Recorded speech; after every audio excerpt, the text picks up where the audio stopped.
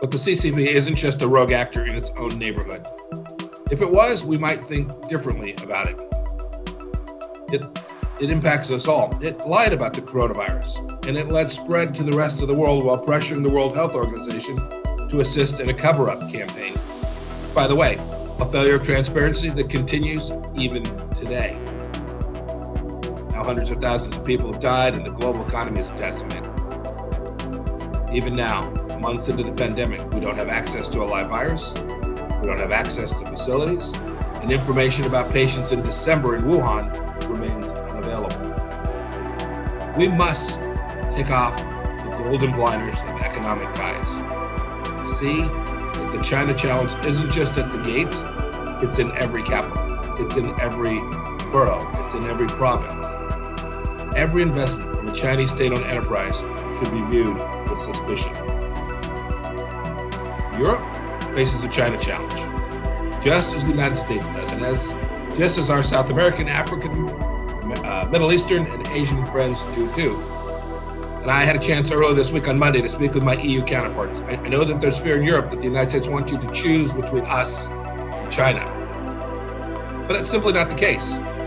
It's the Chinese Communist Party that's forcing this choice. The choice isn't between the United States, it's between freedom and tyranny. You indicated that the United States might consider to withdraw the special status for Hong Kong. Which measures could you imagine regarding trade, travel, currency exchange, etc.? Will Hong Kong be treated like all other Chinese cities? Well, it appears that that's China's intention. And when I hear my European counterparts say, well, we don't want to choose, I always remind them the other side gets to choose too. So when you ask, will Hong Kong be treated as any other Chinese city? It will be, to the extent that the Chinese choose to treat it that way. Look, I haven't seen what happened overnight, but the Chinese Communist Party appeared intent on passing a national security law that will deny a significant amount of freedom that the Chinese Communist Party had promised to the people of Hong Kong would last 50 years. There are a set of elections scheduled for September. We should all watch closely. That's not that far off now. We should all watch very closely when those elections are permitted to take place in a free and fair fashion.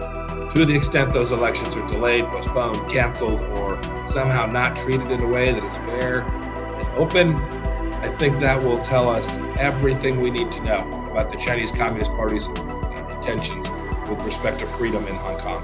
President Trump, as for our policy, President Trump's made very, very clear. To the extent that the Chinese Communist Party treats Hong Kong as it does Shenzhen and Shanghai, we will treat them the same. We have many agreements that are unique between the United States and Hong Kong, separate and different from those we have with Beijing. We will move away from every one of those. And then second, the president's made clear too, we have a responsibility to hold accountable those inside of China who failed to live up to those agreements as well. So we are working our way through a decision-making process to determine who those decision makers were and what the appropriate mechanism is to hold them accountable. We don't want to harm the people of Hong Kong. They're the freedom-loving people that we aim to get the benefit of the bargain they made with the United Kingdom. But to the extent the Chinese Communist Party denies that, we're responsible to hold the relevant parties accountable. You also mentioned Taiwan. I think we agree that Taiwan is a beacon of democracy, a real contrast with mainland communist China. What more do you think we could do to defend the Taiwanese democracy? And shouldn't Taiwan be allowed, for instance, to join WHO and maybe other international organizations? So it's widely known how hard many countries, the United States amongst them, work diligently to allow the Taiwanese government to participate, at least as an observer, as part of this most recent World Health Assembly. There's another scheduled for November. We think it both appropriate for them to do so, and perhaps even more importantly, very useful. They have a great deal of knowledge. They handled this coronavirus very, very well, and they have high-end technology, high-end pharmaceutical capabilities, high-end scientists, we think it would be very useful for them to be part of the conversation that surrounds how the world is going to respond to the continuing pandemic. As for how we deal with Taiwan, the United States has had a clear set of policies that extend back to,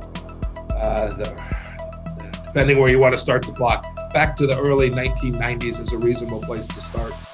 President Trump has adhered to those commitments and will continue to do so. They're set up very clearly, and we will continue to abide by them.